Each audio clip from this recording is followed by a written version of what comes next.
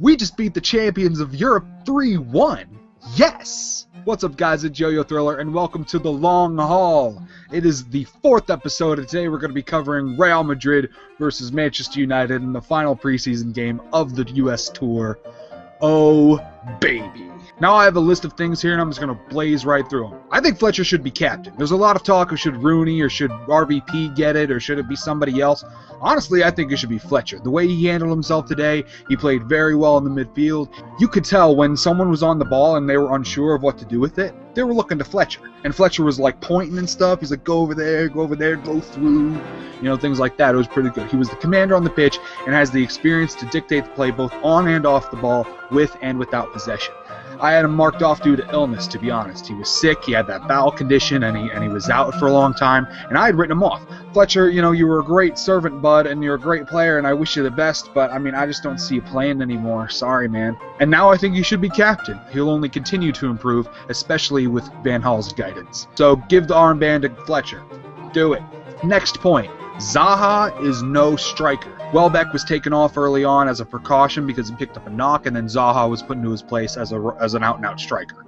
I don't see that as the position for him. At the half, he was through on goal and completely fluffed it. I mean, sure, he's inexperienced, but it shows that he doesn't have a goal instinct. I think Van Gaal's not putting him on the left or right wing-back positions because he's not very defensively minded, and he's trying to fit him in any way he can, and striker is pretty much the only place for him, and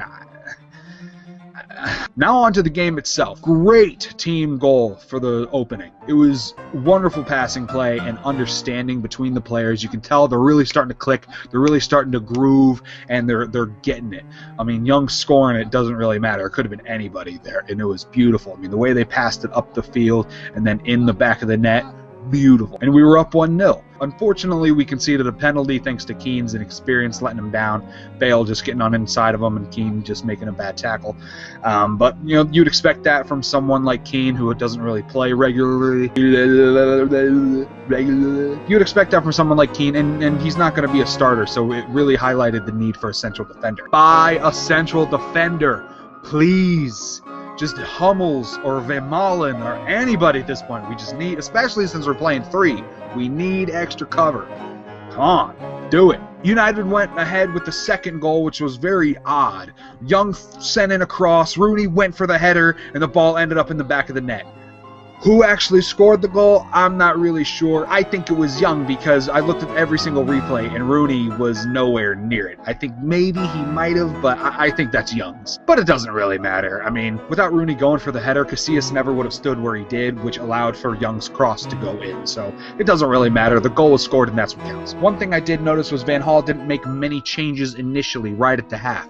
In the previous games, he's always made like 9 changes at halftime. This one, he made 1 or 2 or 3 at the half, but then kept most of the players on to get more fit and more game time. Then made his changes gradually as the game went on. This shows me that he's really, I think, anchoring in his starting 11 right now. He's really understanding, you know, who can play where and who his best players are. Shaw and Young are still up for grabs at the left wing-back position because Shaw is apparently not as fit as he should be, and Young is definitely making his claim after getting assists and goals like this. Apart from that, the only unknown variable are the absentees like RVP and Januzaj.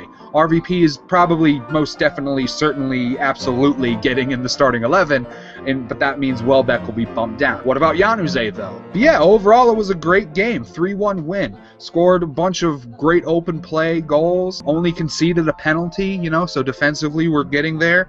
And everyone seemed focused and played very well, and I'm very excited for the season coming up. What did you guys think of the game today? Leave a comment below. Smash that subscribe button, also hit the like, and we'll see you next time on The Long Haul.